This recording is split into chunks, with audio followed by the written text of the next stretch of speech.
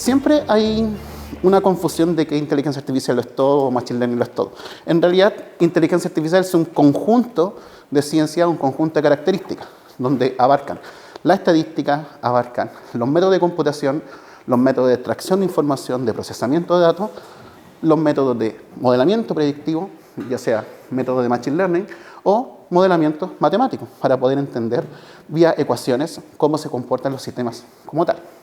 Entonces, específicamente podemos tener tres grandes áreas, donde está la inteligencia artificial, donde están los métodos de machine learning, que es lo más clásico, y donde está, por otro lado, métodos de deep learning, que nos permite a nosotros trabajar con instancias abstractas, vamos a llamar. ¿Ya? Entonces, yo me centro siempre en estos dos, machine learning clásico y deep learning. En particular, cuando trabajamos con machine learning clásico, nos centramos en que nosotros podemos entenderlo de cierta manera. Es decir, nosotros podemos seguir el flujo de decisiones para un sistema de clasificación, un sistema de predicción, o podemos analizar la separación en un espacio muestral a partir de una distribución de kernel, por ejemplo. No obstante, cuando empezamos a hablar de deep learning, empezamos a trabajar con redes neuronales para poder, de alguna forma u otra, emular el comportamiento cerebral. Y en este sentido, nosotros empezamos a hablar de capas. Y estas son un ejemplo de una red neuronal. Sin embargo, a medida que uno va complejizando el asunto, es decir, por ejemplo, va clasificando ondas cerebrales, va clasificando imágenes, va clasificando resonancia magnética, etc., vamos necesitando la incorporación de nuevas capas para poder desarrollarlo. O, a su vez, para poder trabajar, por ejemplo, desde el punto de vista de modelamientos en espacios latentes o en la exploración masiva como tal, necesitamos la representación, por ejemplo, Natural Language Processing, trabaja con Encoder and Decoder Systems. Ahora, específicamente, nosotros podemos entender que los métodos de Machine Learning, los algoritmos de Machine Learning, trabajan principalmente en 1, 2, 3, 4 tipos de aprendizaje. Supervisado, es decir, una cajita que le está enseñando, que está aprendiendo a partir de información conocida, para poder predecir. Por ejemplo, sistema de regresión, sistema de clasificación, por ejemplo, un diagnóstico clínico, y forecast, por ejemplo, la propagación de COVID-19. Método de aprendizaje no supervisado se trata de hacer clustering, identificación de patrones en nube de datos para nosotros poder generalizar los comportamientos. A partir de ahora, han nacido nuevos sistemas, los cuales son el problema que todo el mundo tiene, que mucha gente cree que hay mucha información o muchos datos en sí, pero la verdad no es tan así. Porque los datos tenemos que coleccionarlos y tenemos que generalizarlos para poder usarlos. Entonces, normalmente nosotros trabajamos en el mundo de low-end o low-end datasets, que se llaman. Y para ello nosotros estamos empezando a utilizar semi-supervised learning, es decir, la combinación de aprendizaje supervisado con no supervisado para poder ingresar nuevos comportamientos en un sistema no etiquetado. Y, obviamente, para las personas que juegan acá y los que son más computines, van a poder reconocer el aprendizaje por refuerzos cuando se enfrentan a un boss, por ejemplo, y el boss de repente los mata y no se pica. Es por eso, porque el aprendizaje aprendió a defenderse. Ahora, dos temas interesantes como tal es el transfer learning y el active learning. Cuando hablamos de transfer learning, es particular, yo tengo un modelito, una cajita negra, que aprendió a hacer A. Entonces, veamos cómo funciona para hacer B. O cómo funciona para trabajar con C. Y eso es utilizar algo que ya se desarrolló en un gran volumen de datos para tareas específicas. Y el Active Learning es lo mismo que hace un profesor enseñándole a un alumno. Ahora, la idea de esta charla es dar diferentes tópicos, diferentes exploraciones de cosas que hemos desarrollado. Entonces, ¿por dónde vamos a partir? En el 2019. Partiendo con los estudios de Machine Learning y de modelamiento matemático para estudiar el COVID. Ahora, dentro de esto, lo que hemos desarrollado fue diversos modelamientos matemáticos en los cuales nos permiten modelar la propagación del virus. Es decir, cómo va a ser la cantidad de, por ejemplo, de contagiados, la cantidad de recuperados, entre otros, y a partir de ello poder apoyar o poder dar soporte a métodos de políticas públicas. Para ello, nosotros nos enfocamos en dos puntos de vista. El primero es un punto de vista matemático y estadístico, que son los típicos modelos SAIR que conocen en la vida, y poder modelar los comportamientos de poblaciones. Sin embargo, en este caso nos centramos en Chile como tal, y nos damos cuenta que Chile es especial. Somos una tira larga de un país. Entonces, no podemos modelar un ser como un comportamiento normal. Y para ello, lo que hicimos son un multicomportamiento, es decir, múltiples cajitas que están conectándose entre sí y que van fluyendo información. Entonces, a partir de ello, adicionalmente, lo que introducimos fue un método estadístico de corrección de error. Porque las muestras van a llegar a un periodo delta, pero también va a llegar a un periodo delta X, en el cual no necesariamente la persona realmente estaba infectada o contagiada. Con esos, nosotros desarrollamos un sistema de corrección como tal, y a partir de dicho sistema de corrección, lo que desarrollamos fue un sistema de forecast a partir de los datos para poder predecir el RT, o la tasa de propagación. Y esto acoplado a un sistema de, mira, por ejemplo, las condiciones no farmacéuticas están asociadas a esto. Te recomendamos cerrar esto, te recomendamos esto, y así sucesivamente. Desde otro punto de vista, nos enfocamos también en el desarrollo de métodos de diagnóstico preventivo. Entonces, a partir de este tipo de imágenes, que se llaman CHISTET, lo que hicimos fue un sistema de diagnóstico de clasificación de imágenes, utilizando métodos convolucionales, y determinar si la persona o no va a tener un COVID-19 como tal, o si va a tener el tipo como tal de neumonía, por ejemplo, porque estaban en el invierno y estaban los dos virus trabajando como tal. Ahora, adicionalmente, también pudimos desarrollar, acoplarlo, esta información con los métodos diagnósticos para dar un soporte un poco más especializado a las políticas públicas en Chile. Por otro lado, nos dimos cuenta que al terminar COVID, muchas personas seguían teniendo síntomas o sintomatologías como tal. Y apareció el famoso long COVID. La gente le pone muchos nombres a las cosas. Dentro de eso, lo que nosotros nos dimos cuenta es que las políticas públicas dieron un rol importante en las diferentes formas de propagación del virus. Y también los modelos de regresión que desarrollamos están en función de estos sistemas de propagación. Ahora bien, lo que también pudimos desarrollar es que pacientes testeados como positivos y no positivos, o no testeados también, influían en cierta información, por ejemplo, en comportamiento por sexo como tal, sobre, por ejemplo, fatiga, enfermedades mentales o estrés principalmente, que estaban asociados en función de síntomas post-long COVID. Entonces, nos dimos cuenta que, esto lo hicimos espontáneo, personas que no hacían testeadas como positivos, sí tenían síntomas de long COVID. Entonces, o estaban exagerando, o realmente tuvieron COVID como tal, pero no se dieron cuenta. Entonces, lo que estamos haciendo en este momento es un estudio genómico para poder analizar esos comportamientos. Ahora bien, desde otro punto de vista, lo que estamos tratando de desarrollar, junto con Cristian Núñez acá, es identificación de patrones en adultos mayores. Llegar a la etapa tardía de la vida es súper complicado, especialmente para adultos mayores, especialmente para la gente de Punta Arenas que mucho tiempo en invierno está en oscura. Es triste. Entonces, normalmente se tiende que la gente es depresiva, ¿ya? Y con los cambios estacionarios llega más luz, la gente es feliz, en teoría, ¿ya? Ahora, ¿qué estamos haciendo? Para ello, se desarrolló un estudio en el cual se analizaron en este momento 2 años de estudio como tal. Recolectamos un grupo de muestras de adultos mayores, en teoría sanos, ¿ya? Muchos les gusta tomar enalapril, muchos les gusta tomar el losartán, etc., ¿ya? Lo típico de adulto mayor. Pero bueno, los más son felices.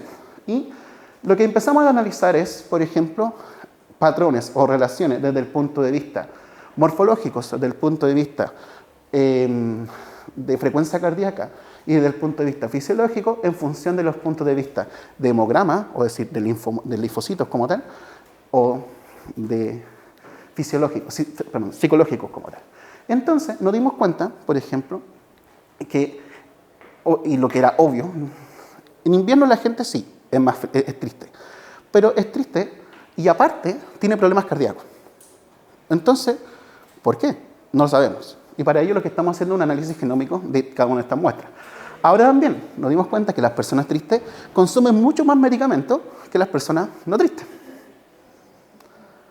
Y aquí, sorry por la expresión, pero normalmente las mujeres son las que tienen una tendencia mayor a la depresión. ¿Ya? Ahora, no es porque no es por algo netamente existente, sino que los datos nos dijeron eso, ¿ya?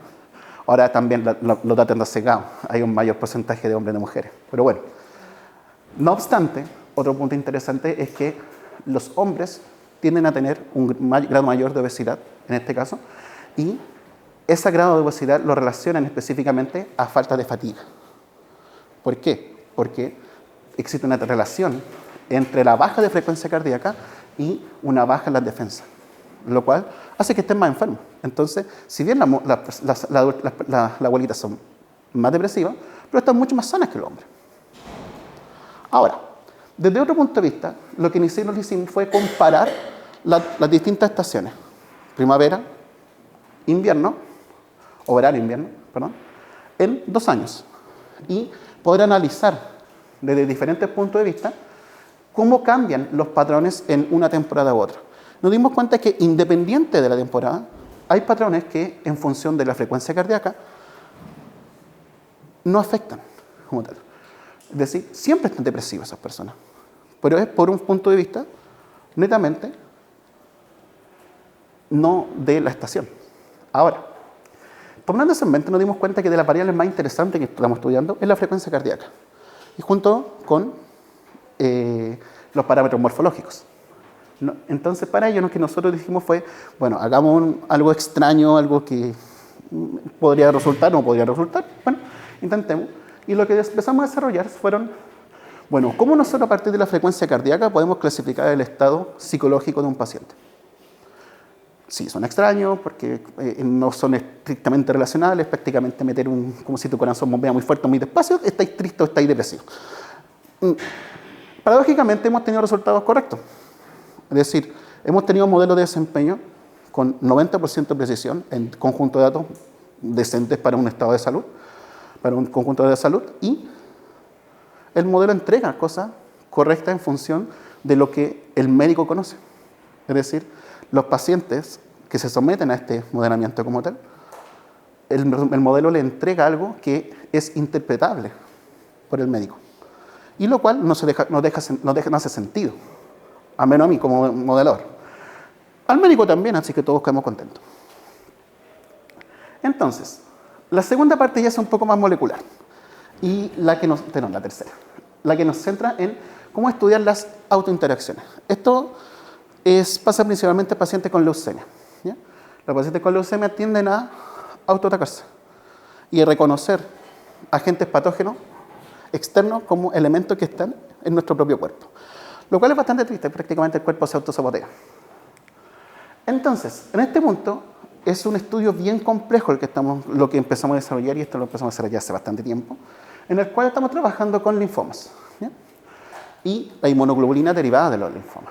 A partir de ello, nosotros lo que hicimos fue secuenciación de todos los pacientes, y empezamos a analizar la expresión a partir de proteomas, en análisis de proteomas. Y esto se llama microarrays, y prácticamente son lucecitas de Pascua.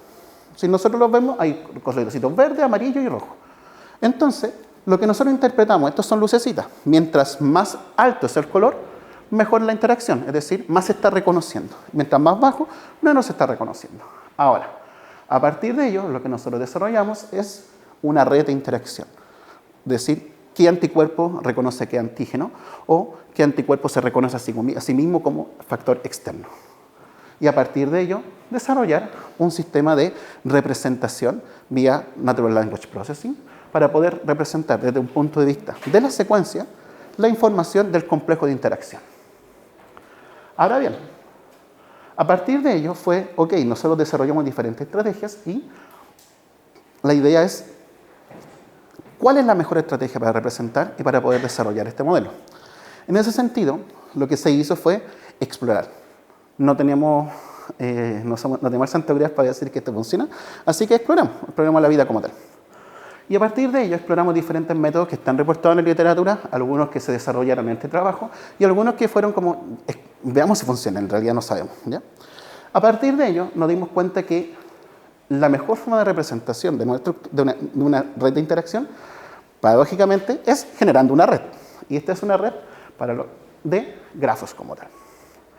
Entonces, en este sentido, lo que nosotros desarrollamos fue, a partir de la red de interacción, alias red de grafos, representado por nodos y aristas, en donde las aristas representan la intensidad de la interacción entre proteínas en sí, o antígenos y anticuerpos, desarrollar un modelo predictivo que nos permita predecir la intensidad de la interacción.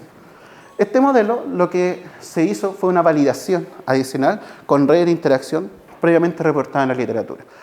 Porque, en teoría, una proteína y dos interacciones de proteínas no tienen una mayor significancia o no tienen una mayor diferenciación como tal.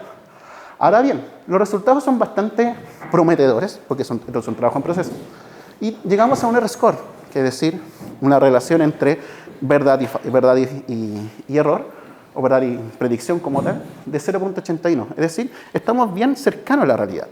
Ahora, entonces, lo que hicimos fue, bueno, tratemos de darle una validación a este método. Y para ello, sacamos el bioinformático que llevo dentro hoy y empezamos a desarrollar un sistema de acoplamiento molecular para poder predecir la interacción. Realmente, si una interacción que nosotros la clasificamos, la predecíamos con un alto valor, realmente, desde un punto de vista energético, y tenía un alto valor. Ahora, nos dimos cuenta de dos cosas. Las que nosotros predecíamos con un alto valor, efectivamente tenían un alto valor, pero no era tan grande en comparación a lo que indicaban el microarray. Pero sí era alto. Entonces, esto mutó a un sistema de clasificación.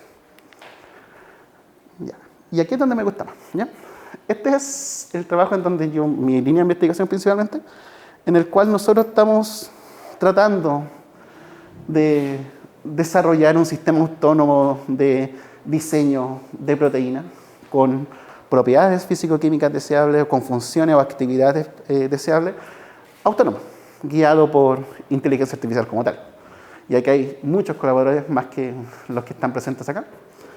Entonces, el primer quiz es, ok, ¿cómo se diseña una proteína? O cómo se mejora una proteína. Y para ello, nosotros tenemos los métodos clásicos, que son evolución dirigida, en el cual nosotros podemos ver que es un proceso, bueno, ahí no se ve mucho en realidad, no se ve nada. Es un proceso de optimización y en realidad es un proceso de selección natural. Es decir, es directamente la evolución que nosotros generamos para llegar acá, pero desde un punto de vista experimental acá. Alternativamente, tenemos el uso de conocimiento, la información utilizada para poder desarrollar diseño racional. Uno es random, otro es específicamente con el conocimiento que tenemos. No obstante, también podemos hacer combinaciones de estos métodos, los cuales se llaman semi-rational approach. Y adicionalmente, tenemos la utilización de métodos computacionales, métodos bioinformáticos, métodos estadísticos, para desarrollar approach combinados. Y por último, en el mundo en donde nos estamos moviendo actualmente, es, bueno, si estas cosas generan datos, estas cosas generan datos y estas cosas generan datos, usémoslo. Y a partir de ello, nacen lo que conocemos como Data Driven Approach. Y aquí es donde tenemos un cúmulo de datos, de librerías, reportadas en la literatura, reportadas en grandes bases de datos, etc. Usémoslas para poder desarrollar sistemas predictivos y a partir de dichos sistemas predictivos armar dos cosas. Una, la evaluación del modelo como tal, y la otra es la exploración o el diseño, orientado al diseño, desde un punto de vista de o reconstrucción de landscape o diseño de espacios o exploración de espacios latentes, entre otros. Entonces, acá yo le hice un zoom a las estrategias para dejarlo un poco más simplificado. Por ejemplo, la A es la A con B y la C es la B de aquí. ¿Ya? Entonces, ¿qué estamos haciendo acá?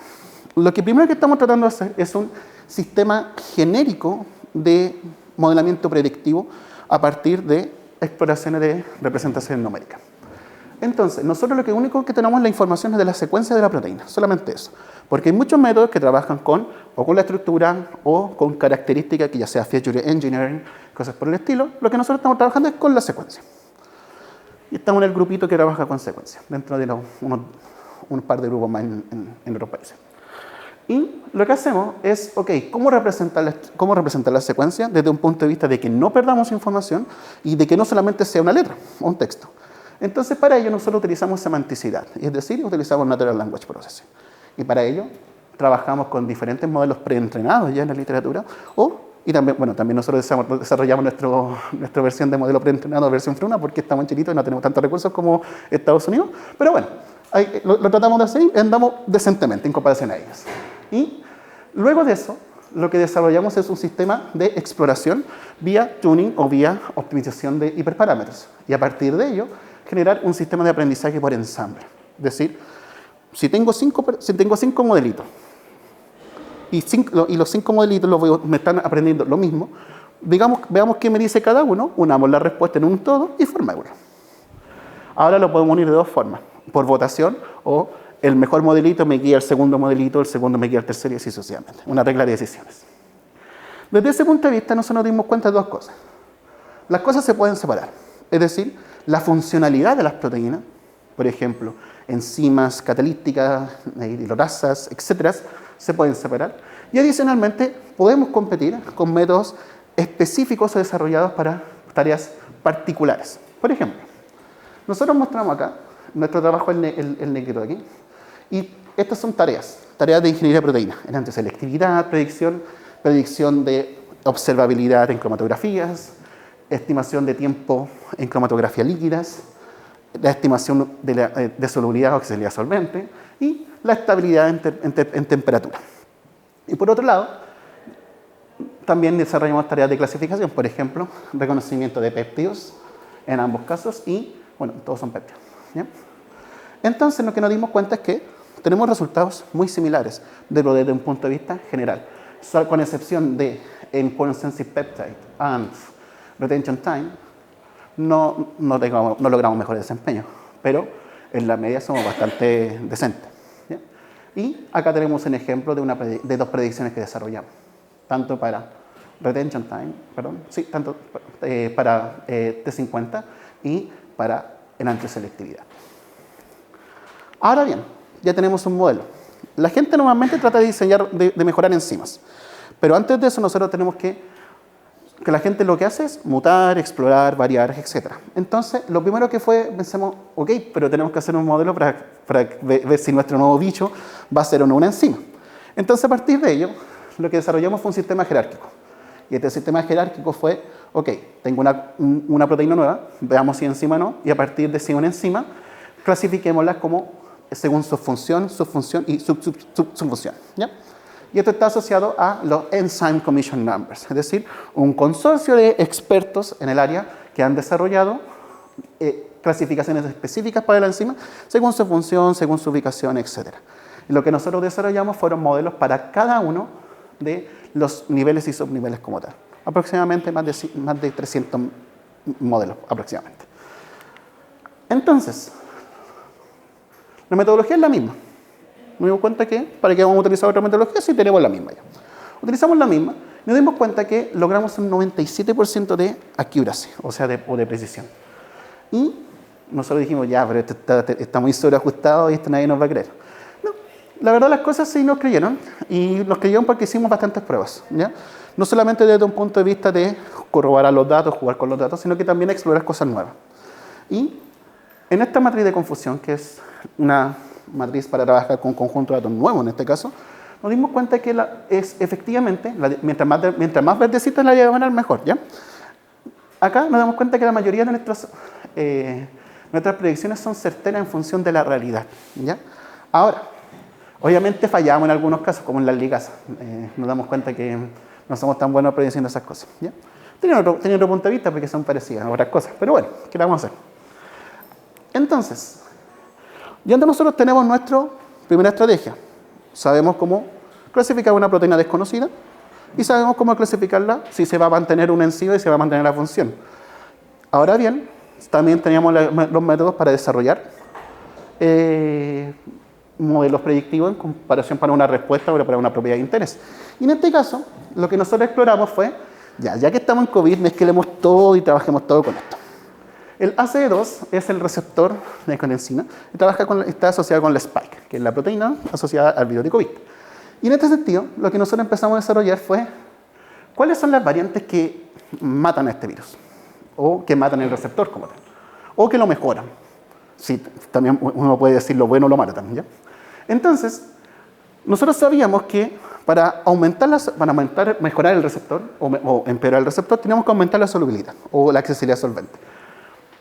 Y en este sentido, nosotros desarrollamos nuestro modelo. Desarrollamos nuestro modelo con las metodologías previas y lo que hicimos fue una reconstrucción del landscape. Es decir, desarrollamos un análisis de todas las variantes mutacionales que no han sido reportadas para este receptor, reconstruidas por el modelamiento predictivo. Y adicionalmente, incorporamos Deep Generative Models, que son modelos que nos permiten a nosotros crear o generar nuevas información.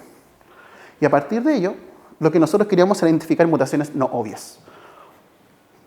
Es decir, mutaciones que afecten positiva o negativamente a la proteína en sí, pero que no estén en la superficie, sino que estén de manera interna. Lo cual iba a ser interesante para nosotros porque no estaba en la superficie, que es como lo obvio como tal, para mejorar la propiedad, pero nos dimos cuenta que existen algunas, lo cual nos llamó bastante la atención. Ahora esto se está validando experimentalmente, así que cuando estemos validación experimentalmente, les voy a contar cómo nos fue, ¿ya? Ahora, ¿cuál es la idea? Nosotros ya sabemos modelar, sabemos reconstruir el landscape, sabemos predecir, sabemos hacer varias cosas, en teoría. La comunidad científica nos ha dicho que sí, así que bueno. Pero ¿cuál es el norte? ¿Qué es lo que pasa? ¿Qué pasa con las interacciones proteína-proteína?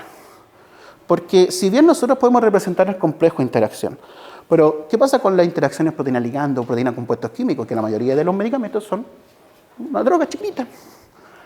Entonces, para ello, lo que nosotros nos pusimos en el norte, y este es nuestro proyecto 2024, 2025, 2026, hasta que funcione o fallamos en el intento, pero si fallamos, seguimos intentándolo, es desarrollar un Large Language Models para interacciones proteína-compuestos químicos. Es decir, representar desde un punto de vista semántico la interacción de estos dos componentes. Ahora bien, esto es bastante complicado, no es tan simple. Lo primero que estamos planteando desarrollar, y como una metodología, es desarrollar la representación vía Natural Language Processing de los elementos, y desarrollando encoders y autoencoders. Luego, incorporar el aprendizaje de representaciones a nuestro sistema de predicción, pero enfocarnos en 3 puntos de vista. Podemos trabajar con métodos de Machine Learning, pero también podemos trabajar con arquitectura. Ahora, como vamos a tener mayor cantidad de datos, podemos trabajar con arquitectura de Deep Learning, en teoría, ¿ya? Pero adicionalmente, también van a haber conjuntos de datos que van a ser chiquitos, low end. Y lo que nosotros queremos centrarnos también en ellos, para poder generar una metodología genérica que nos permita que tenga un sistema autónomo que diga, mira, tengo este conjunto de datos, o te oriento a desarrollar por aquí, o si no, te oriento a desarrollar por este otro sistema.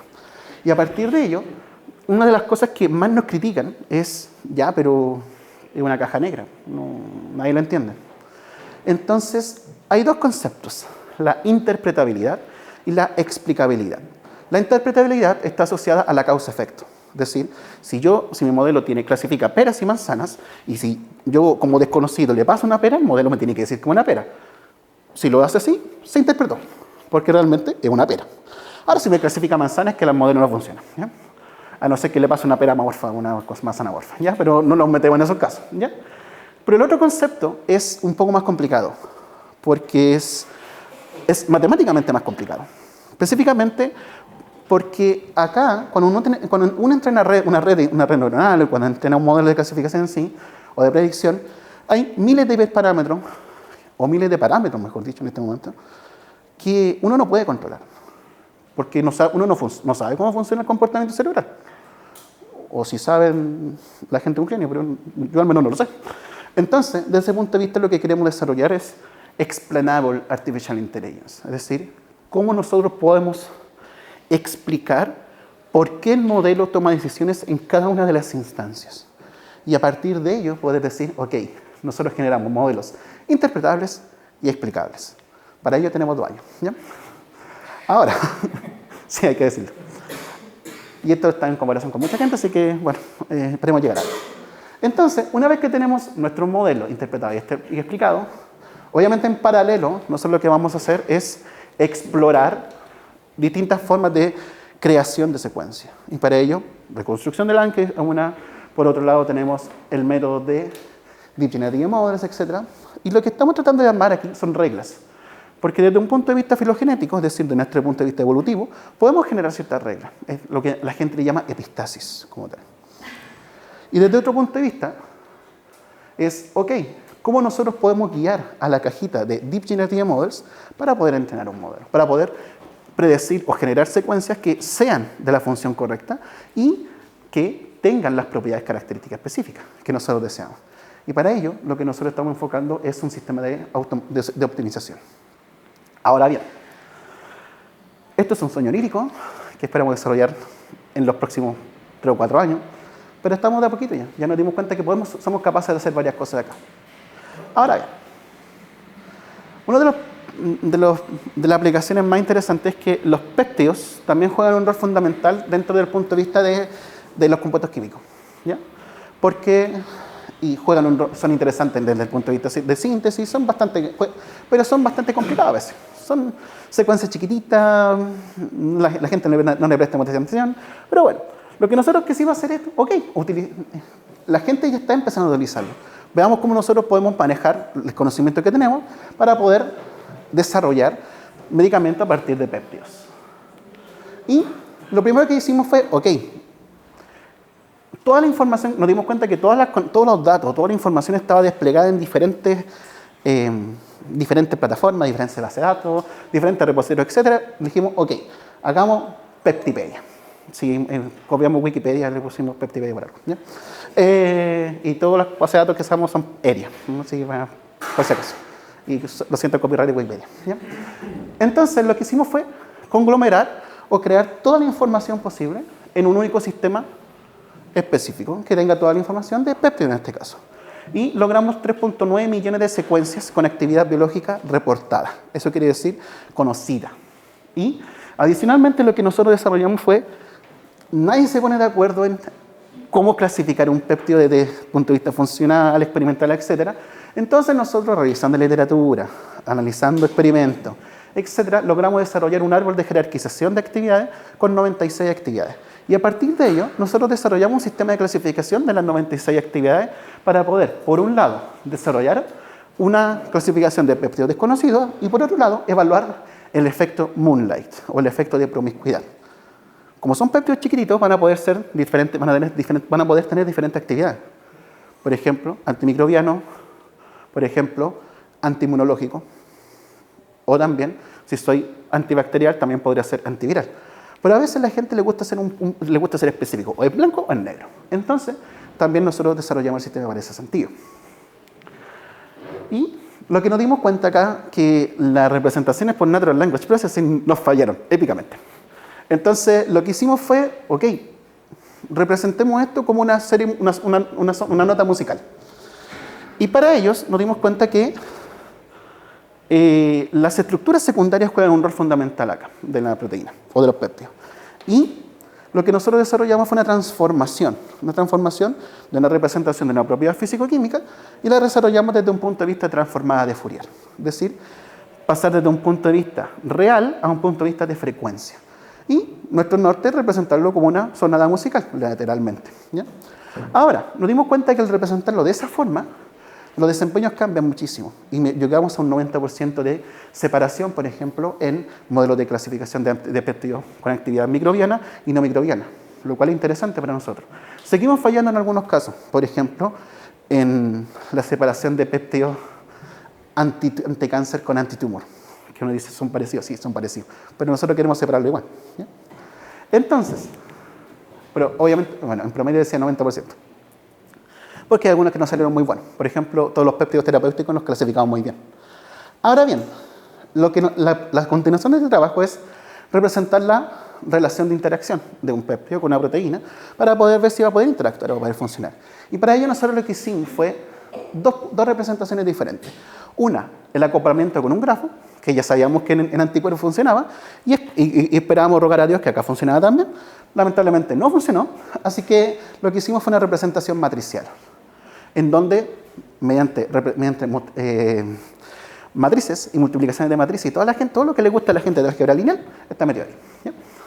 Y lo que hicimos fue en realidad hacer representación de transformaciones lineales de espacio R2 a R3 para poder generar imágenes de colores. Y comparamos los resultados mediante nuestro modelamiento predictivo en función del estado de arte. Nos dimos cuenta que en varios casos están bien, los métodos que estamos desarrollando andan bastante decentes en comparación. Ahora, para ello nosotros ya tenemos una metodología en la cual Empezamos a desarrollar, por ejemplo, ya sabemos cómo representar, ya coleccionamos, sabemos cómo representar, sabemos cómo entrenar, ya tenemos nuestros modelos, que viene ahora la exploración y el diseño experimental. Entonces ahí estamos en colaboración con la gente de Caltech y con la gente del Leibniz Institute de Alemania, en la cual nos están aportando en el diseño, en la evaluación y la validación experimental de esto. Dado que ya nosotros tenemos nuestro modelo de diseño y queremos ver, ok, cómo esto realmente funciona y si realmente podemos obtener un refuerzo. Es decir, acá, si nos da bien o nos da mal, nos va a servir igual. ¿Por qué? Si nos da bien, ok, vamos a estar felices. Si nos va a dar, vamos a estar tristes, pero igual vamos a estar de una forma cierta contentos porque vamos a poder generar aprendizaje por refuerzo. ¿Esto qué quiere decir? Que me voy a deprimir porque voy a entrar en depresión, obviamente, pero lo que voy a hacer va a ser, bueno, mejorar el modelo. ¿Por qué? Porque tengo información nueva. Y como tengo información nueva, mejoramos el modelo.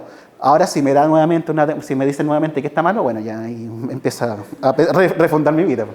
¿Ya? Entonces, ahora, nosotros nos damos cuenta que hemos desarrollado hartas cositas en estos últimos 3 años, 4 años. ¿Ya? Pero no estamos aportando mucho a la comunidad. Sí, estamos desarrollando metodología que en teoría en algún momento una farmacéutica la puede comprar y estamos descubriendo conocimiento y publicando, pero aparte de eso, lo que queremos hacer es realmente compartir el conocimiento que hemos adquirido con la comunidad. Y para ello, nosotros desarrollamos Silphy. Silphy es una plataforma de acceso gratuito, open access y todos los libres de la vida. Yo no soy tan computín, así que me pueden corregir las cosas acá. Y lo que nosotros estamos es, ok, todos los pipelines que hemos desarrollado, habilitémoslos, dejémoslo público. Nuestro primer pipeline es entrenamiento de modelos. Y para ello tenemos habilitado cómo representar, en qué caso representar y cómo representar cada cosa, cómo entrenar, cómo validar, etcétera, etcétera, etcétera. Un pipeline, literalmente, que una persona que es no computing, una persona que es un biólogo, puede utilizar el modelo que nosotros, o los modelos que nosotros desarrollamos, o entrenar su propio modelo si solo si tiene la información o tiene datos. Solamente haciendo clic, ¿ya? Un segundo pipeline. La gente le gusta identificar patrones porque no quiere gastar tanto en el laboratorio. Obviamente, hay que ahorrar recursos. En todo sentido.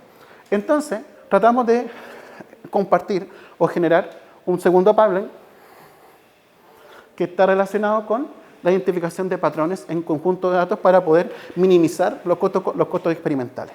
Y que están asociados a generar cierta exploración de secuencia, cosas por el estilo. Y el tercero es nuestro pipeline estrella, el que más me gusta. Es la exploración de proteínas o la exploración de espacios latentes, la exploración de reconstrucción de landscape. Entonces, ya tenemos nuestros pipelines habilitados. Esto se va a liberar durante este año. Y ahora el desafío en que nos planteamos. Creo que les spoileé un poco al principio de la presentación, pero bueno, ¿qué le vamos a hacer? Nosotros estamos aquí, Data Driven, ¿ya? Pero aparece una serie de preguntas. Por ejemplo, sabemos que tenemos que coleccionar y procesar. No está específicamente un cómo, pero sabemos que tiene que existir. Sabemos que tenemos que aprender a trabajar con low N. Y sabemos que, por ejemplo, tenemos que saber representar y no todo siempre es la misma representación. Falla, nuevamente. Es decir, no es genérico. También para entrenar un modelo no es simplemente tirar un modelito y que la cosa funcione. No, hay que hacer un montón de pasos adicionales. Y también, por ejemplo, tenemos el sentido de evaluar el modelo. Siempre hay que evaluarlo, siempre hay que validarlo, etc. Y lo importante, nosotros tenemos un landscape reconstruction, es decir, mutaciones que nos faltan. Pues en realidad, ¿qué pasa si le agrego residuos? ¿Qué pasa si bajo residuos? ¿Qué pasa si le agrego un residuo al final de la cola? Etcétera. Para ello, Latent Space Navigation, o todas las posibles exploraciones que se pueden desarrollar. Bueno, ahí hay un detalle, una representación numérica. Más detalles. Me gustan estas imágenes porque nos quedaron bonitas, ¿ya? Y la pregunta es, ¿por qué y cómo? Entonces, para ello existen 2 puntos de vista. Bueno, las imágenes no son mías, las robé. ¿Ya? Por ahí. Bueno, ciencia abierta. ¿Ya? Interpretabilidad. Es decir, tratar de entender por qué el modelo me hizo esto. Y explicabilidad, cómo el modelo lo hizo. ¿Ya? Y en eso estamos, interpretabilidad versus explicabilidad. Y estamos jugando acá con gente de India específicamente. Ellos son como bien guay ahí, ¿ya? Son bien expertos. Entonces, tenemos algunos modelitos ya que estamos jugando y ya estamos logrando algunas cosas que son interesantes, que por ejemplo, hacer una representación, perdón, hacer una reconversión lineal de la información puede ser cool, ¿ya?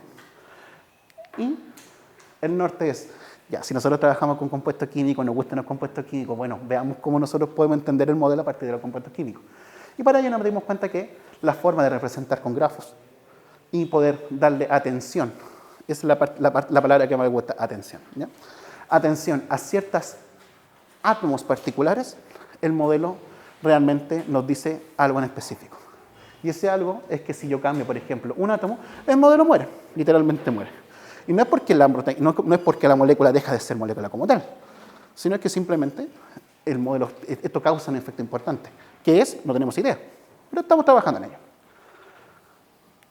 Bueno, finalmente, y sorry por la lata de la representación, agradecimiento a todo el mundo que trabaja con nosotros, especialmente a advisors como Frances, Frederick, Medi, Juan Asenjo, Carlos Conca, advisor de Punta Arenas y advisor de la Universidad de Chile. Y obviamente nuestro joven team, sí tenemos nuestro team chiquito, Gabriel, quien es mi mano derecha, literalmente me apoya todo, así que yo lo banco lo que sea. Bueno, y Diego y Jacqueline, que son como los bioinformáticos cabecilla de nuestro grupo. Y bueno, ahí tenemos la foto ordenadita, ya teníamos una foto desordenada, pero no la dejamos así, ¿ya? Y a todas las instituciones que hacen posible, o que están haciendo posible, el desarrollo de esta actividad. Así que por su atención, muchas gracias.